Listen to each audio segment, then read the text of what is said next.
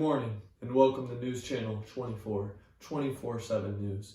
Today we're going to be discussing a hot topic recently in society, women in the sciences and engineering. First, we're going to go down to an interview live in the studio. Thank you, Nick. As we dive deep into this issue, I thought it would be a good idea to go talk to a first-hand source.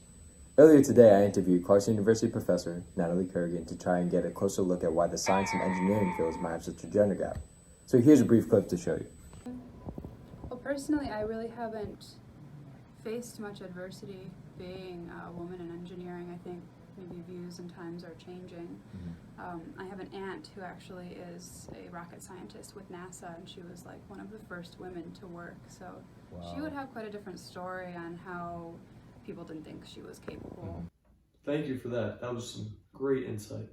Now, we're going to kick it down to Logan, who is actually outside of the ERC right now battling some severe weather. Logan? In conducting some interviews, I found an interesting perspective through Clarkson alumni Vincent Liberto, who was able to give us some information on why he believes gender difference in these fields may be so prominent. Vincent was unable to talk to us in person, but was kind enough to provide an interview over the phone. According to Vincent, the attitude in his workplace often used to change when a woman was hired. His coworkers wouldn't take her seriously or sometimes make inappropriate jokes around her. However, he's noticed a trend away from that in the past decade. He says that about a third of all of his coworkers are currently women, a much higher number than when he was first hired. The jokes have ended and the workplace has become more professional. Back to you, Nick. Thank you, Logan. And thank you to Vincent for the interview.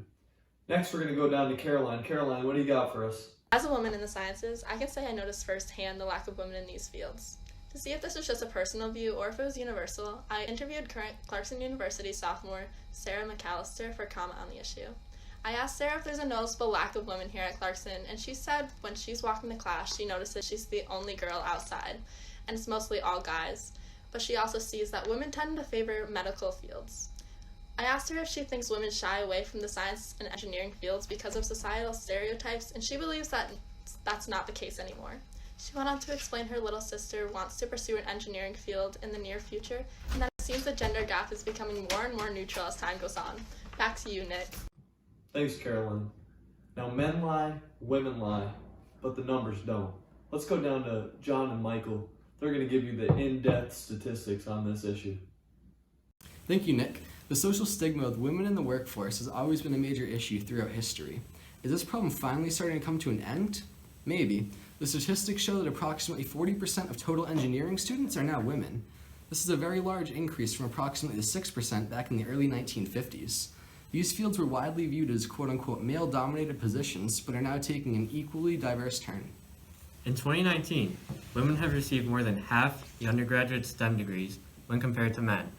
At the graduate level, the number of female recipients has increased to 41% and 37% at the doctoral level. Here we can see that women are making a greater impact in the field of science and engineering. As we can see, women in science and engineering is a very debated topic in society. We can only hope that here on out, it gets more equal and a level playing field for both men and women. I'm Nick Budesheim, and signing off from 24/7, 24 News. Thank you.